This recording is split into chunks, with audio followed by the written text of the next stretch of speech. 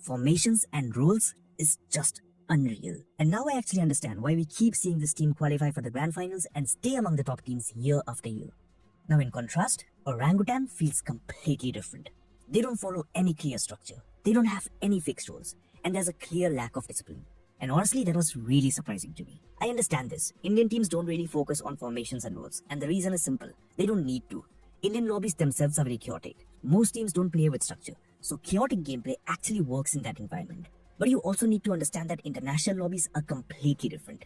All the top teams follow a clear pattern in their gameplay. They have fixed rules that they try to apply in every single game, and this makes the entire lobby much more organized. And when an unorganized team tries to play chaotic PUBG in that environment, it simply doesn't work. Chaos can never be discipline, whether it's sports, esports, or life in general. Discipline is what helps you perform better, and the same rule applies in PUBG as well. And I know, many of you will say that every player should know how to play all the roles and adjust based on situations, so roles and formations don't really matter. But bro, things are not that simple. Yes, players should know how to play every role, but at the same time, there should be one specific role that a player truly masters. But when Orangutan is in full control and still doesn't follow a structured approach, that's when everything falls apart. And we saw this exact thing happen multiple times in PMGC. They had amazing positions, winning setups, and still managed to mess it up. Why? Because of lack of structure, lack of discipline, and most importantly, a lack of a proper mentor. Now talking about DRX, after analyzing their Erangel and Miramar games in the Gauntlet, I could clearly see a pattern, a set of rules in formations and rules that they consistently follow. Of course, they might have changed things in the group stage and the grand finals. I haven't analyzed those yet, but most likely they did. Top teams don't want to be predictable. They have different team sheets, different structures, formations and role setups, which they implement based on the situations and the kind of lobby they are playing in. Whereas our Indian teams don't focus on these things at all. And why? Because we don't give a shit about coaches. We don't give a shit about mentors. Our ego gets hurt the moment someone points out our mistakes and tries to guide us. We start feeling like we already know everything and that these coaches and analysts don't know shit. It sounds harsh, but it's the truth. Anyway, let's get into the main part. So here's what I'm gonna do. First, we'll watch DRX games from the Gauntlet and we'll analyze those, and I'll show you how insanely disciplined they are. Then we'll talk about Orangutan's games from the Gauntlet, and you'll clearly see how massive the difference is. Situations where they could have dominated, they messed up because of no proper structure. So let's start with match 2. DRX went for a split drop at Katka, and the moment they saw the circle form towards the extreme north, they instantly decided to rotate to North Giorgio for the looting phase. Now once they were done with the loot, it was time to start scouting the areas ahead and plan their next moves. So QXE, who we all know is the main scout, moves out to scout towards shooting range, while Kaikse moves to this ridge to keep an eye on Zaki, the nearby areas and the northern cliffs. So this alone tells us that QXE is their main scout and Kaikse is their secondary scout. We might be right, we might be wrong. We'll find it out as we watch more of their games. But for now, based on what we have seen here, we can assume that these two are the scouts. Again, this is just an assumption. We are not confirmed yet if our analysis about the scouting roles is actually correct. It will become clearer as we move forward in this video. Now, when the next circle forms, Soezi and Hyunbin join Kaikse because this ridge looks like the better spot to hold for now. Meanwhile, QXE continues scouting around shooting range before finally regrouping with the team. But as soon as the next circle shift happens, DRX gets pushed to the edge. They are not too worried though because they control the high ground. But if they are planning to play edge, someone has to watch the backlines, right? That's the standard edge play approach. So Hyunbin takes the responsibility and moves to the circle edge to watch the backlines. All this time, QXE keeps gathering information, driving his vehicle around to maintain control of as much space as possible. That's his role, so he's the one handling it. Alpha 7 then tries to enter the circle from behind, so Hyunbin quickly passes on the information to the rest of his teammates, and all of them regroup. QXE though, being the main scout of the team, continue his scouting, this time towards the north, trying to gather intel on the entire hill. Meanwhile, Hyunbin, the team's off-angle holder, follows QXE to cover a different angle than the rest of the squad. Again, you might be wondering how can we be so sure that Hyunbin is the one who holds the off-angle for this team. We are not sure about anything right now, but based on what we are seeing, based on what we are analyzing about DRX gameplay in this match, these are just assumptions we are making about the rules. But as we go through more of their games in this video, we'll get to know if the analysis which you are doing is actually right or wrong. So I request you to stick to this video, because trust me, you'll get to learn a lot, and of course, it'll be worth your time. Now both of them hold their position here until the blue zone pushes in, so that they can be sure of their backlines being fully secured. Meanwhile, Alpha 7 on the other hand makes a bold play, fully committing to a team fight against DRX. But DRX pulled off something incredible. Kaikse switched positions with Hyunbin, and then Hyunbin and QXE pushed from this side of the hill, crashing straight into Obscure, who was holding the most crucial spot for Alpha 7 in this fight. Obscure had a wide vision of the entire situation, and he had to stay alive for Alpha 7 to win this fight.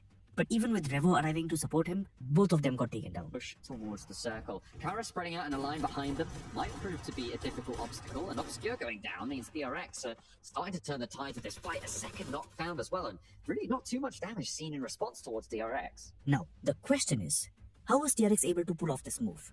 They managed it because they had clear information about Alpha 7's players' positions. And this was possible only because DRX were disciplined and followed a structured game plan. All 4 players executed their roles perfectly. The scout kept gathering intel.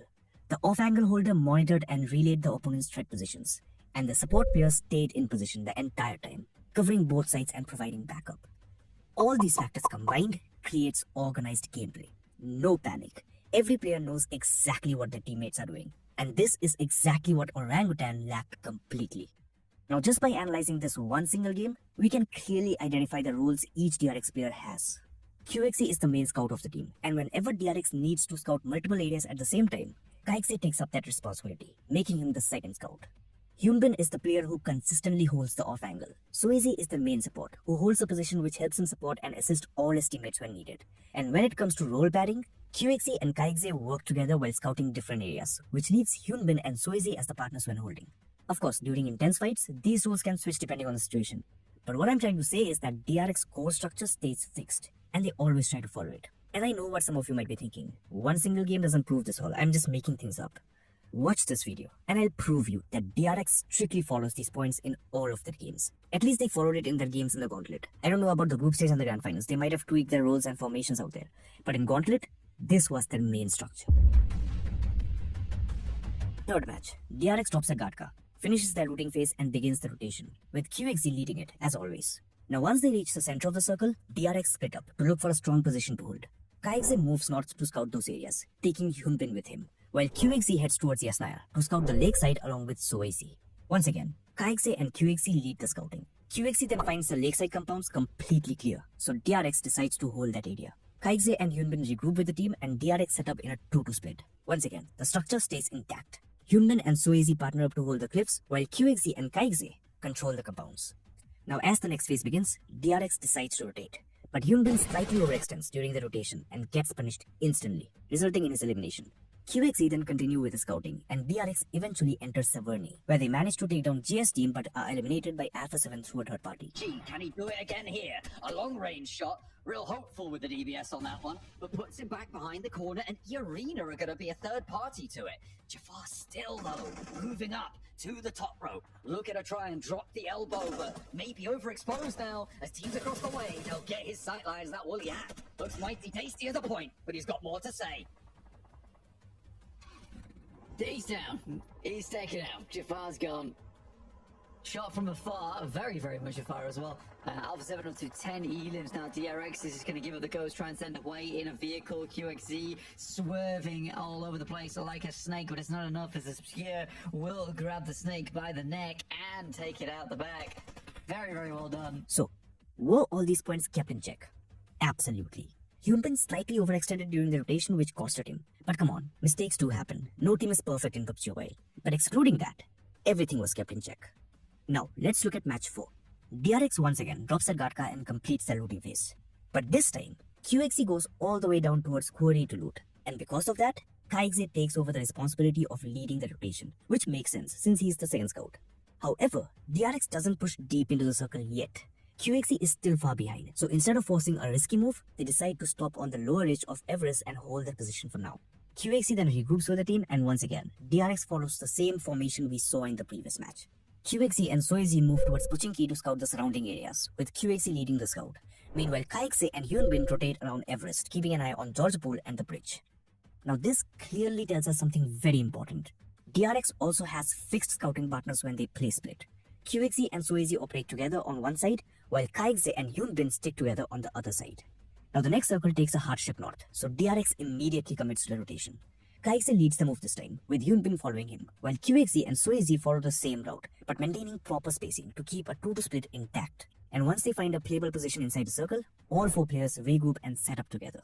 But QXZ and Kaikze, being the scouts of the team, doesn't stay locked in this position. They immediately continue their scouting on two different sides. QXZ moves towards the south to gather information from that side, while Kaikze moves towards north to clear out those areas. Meanwhile, Hyunbin and Suizi hold their positions, keeping control of the area and staying ready to provide cover if anything goes wrong with the scouts. Then Orangutan pulls off one of the worst moves we have ever seen in PMGC history and gets eliminated by R8. DRX noticed this instantly and immediately decides to pin R8. QXZ as the main scout leads this move, while Kaikze doesn't commit yet, because as the second scout, he's assigned to watch the northwestern side, so he continues doing that to make sure that no team can surprise DRX from that direction. Hyunbin, as the backline controller and off-angle holder, stays close to the blue zone and in a position where he can catch opponents off guard, because QXZ is the one who's creating the distraction. And Suizi, just look at his positioning. He has an angle on this compound. He can support QXZ if the fight moves forward. He can cover Hyunbin if he gets into trouble or gets knocked out. And at the same time, if Kaikze gets pushed from the northwest, Suizi can instantly rotate and help him as well. Now you guys tell me, are all these points kept in check? QXZ is the main scout and Kaikze is the second scout. At this point, we can be sure about that. Hyunbin is the backline controller and the off-angle holder. That's clear as well. Of course, there is a role that switches a lot depending on the situation, but Hyunbin is the first choice for it. At least that's what the gameplay clearly shows us. Next, Suizi is their main support, the player who holds a position that allows him to assist and back up all his teammates whenever needed. Is that true? Yes, it is. And of course, when DRX needs to scout to different areas, QXZ and Kaikze work together, while Suizi and Hyunbin stay back and hold the position. We have clearly seen this pattern as well. But we can add one more point here. In both match 3 and match 4, we saw that when DRX rotates and scouts using a 2-to split formation, Kaikze and Hyunbin stick together, while QXZ and Suizi move as a pair. We have seen this pattern twice now, so this isn't random. This confirms that DRX also has fixed scouting roles and holding pairs when they are split. But again, 3 matches are not convincing enough to say that these points are absolutely correct. So let's look at the other matches as well. I'll go through them really quick because breaking down every single match in detail will just drag this video out. And by the way, in this match, the entire team of Wolf Esports then tries to pressurize on QXZ. This forced the rest of DRX to close in on him. And as a result, Kaikze also had to shift his focus towards QXZ. And that made DRX vulnerable from the northwestern side. And as expected, APG tried to take full advantage of their opening, but DRX reacted quickly and avoided any major mistakes and forced APG to change their plan. DRX then went back to their usual 2-to split formation to control the edge and look for eliminations. But this time, they couldn't find a clean entry into the circle. Wolves perfectly gatekept them and eventually took down DRX. In match 5, we saw a 2-to split formation once again. Kaikze and Hyunbin were paired together, while QXZ and Suizi formed the other duo. Kaikze led the initial rotation with Hyunbin following him, and once they secured a decent position inside the circle, QXZ took over, scouting the areas ahead before the entire team moved in. Now, during the 4th phase, take a look at DRX positioning. They are in a decent spot for now, but they can still be caught off guard from this side if a team decides to move in from here. QXZ is already split and watching the center of the circle. So who do you think should scout this side? The second scout, Kaikze, right? And that's exactly what happens. It's Kaikze's responsibility, so he moves in to handle it. And this situation actually helps DRX survive a bit longer. Virtus.pro were trying to close in, but the moment they spotted Kaikze, they slowed things down. Kaikze sees this and immediately calls for backup. Now, the question is, who's going to join him? Who's his split partner? You've got 5 seconds to answer.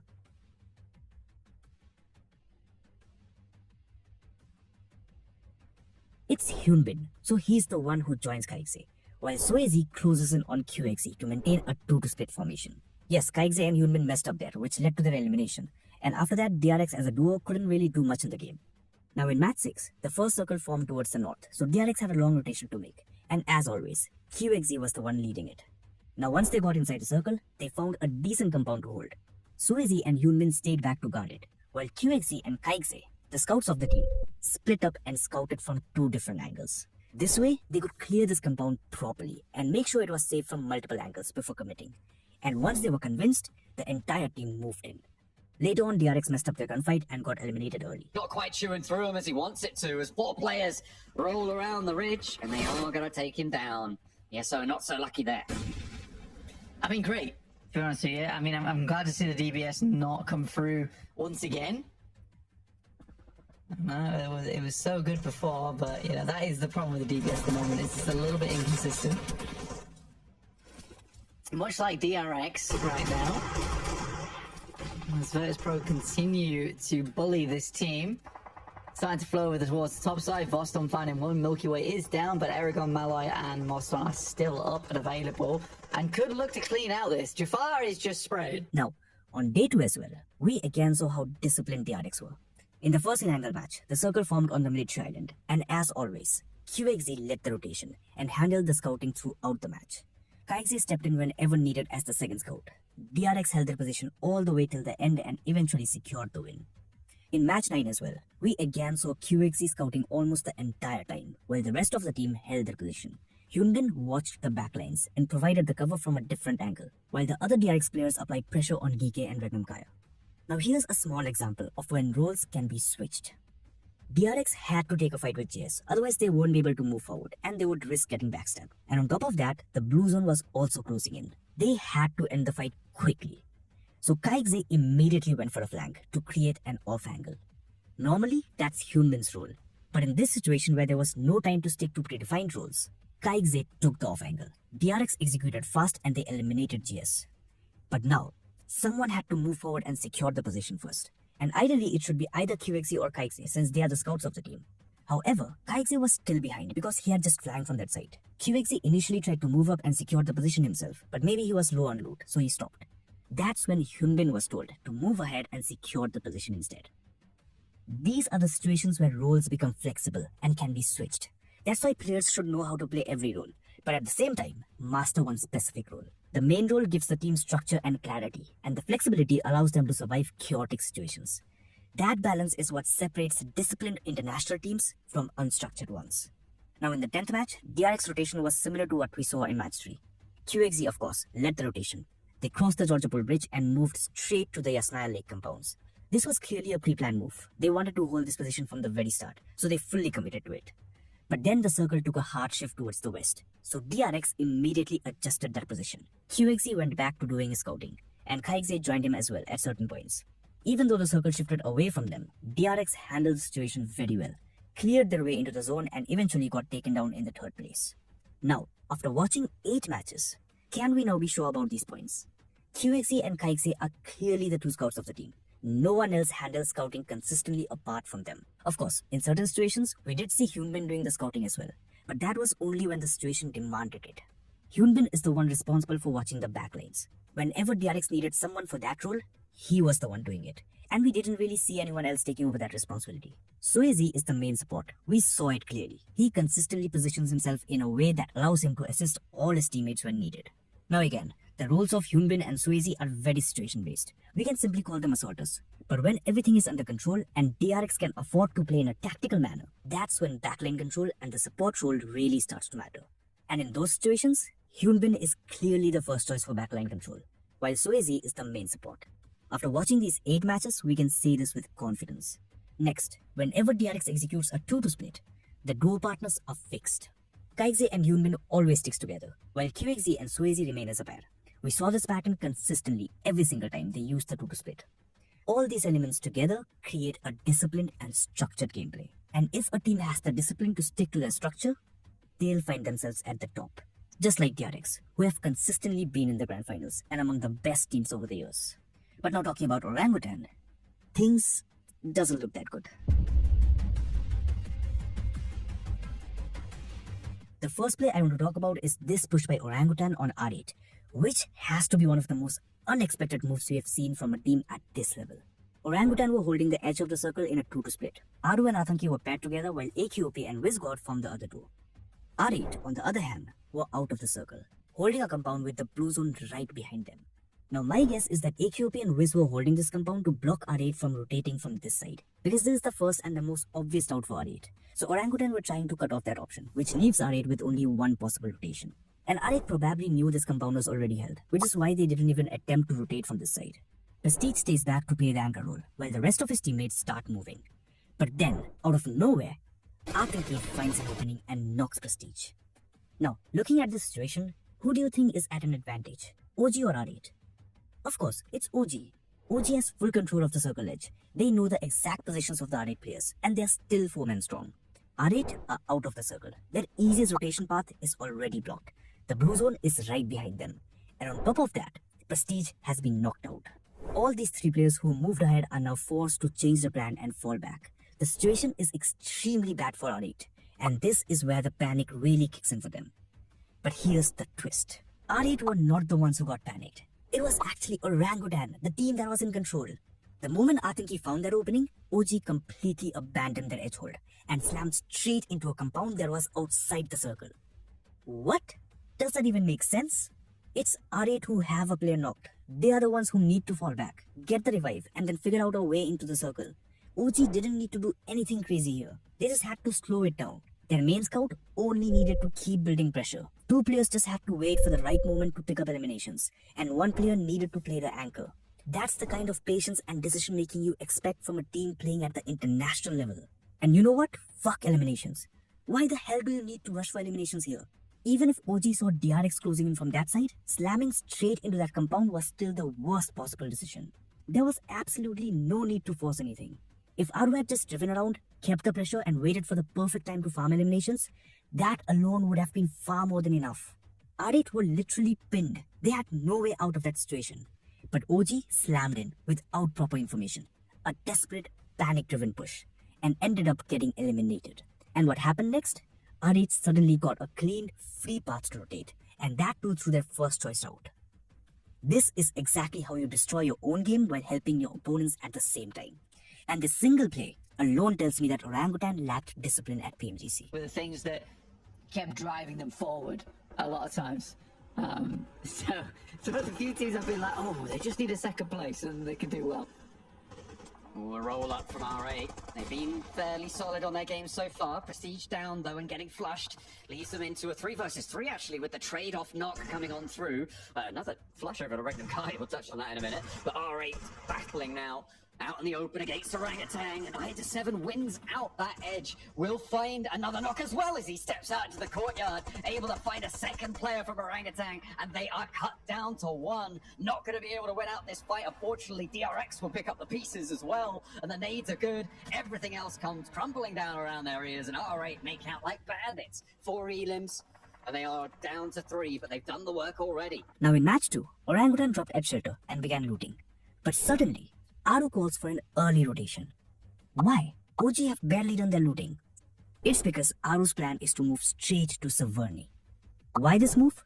Simple. Because Aru knows Severny is clear. It was supposed to be GS team's drop, but they didn't even land there. How does he know that? Because GS and APG clashed at military base and suffered early casualties. It showed up in the kill feed. Aru noticed this immediately and decided to rotate to Severny since it's inside the circle and gives them a chance to loot safely. Atanki leads the rotation, followed by Viscott, while Aru and AKOP stick together. The gap between them is massive, and this rotation style actually helps you feel a lot more confident, and of course, helps you gather a lot more information as well. But the risk is really high. Now Orangutan pushes straight for Severny. Atanki, Wiz and AKOP dive in and continue looting. But Aru doesn't stick with them. Instead, he heads towards the center of the circle to scout. Viscott then links up with Aru, and the two of them drive further into the circle searching for a strong position.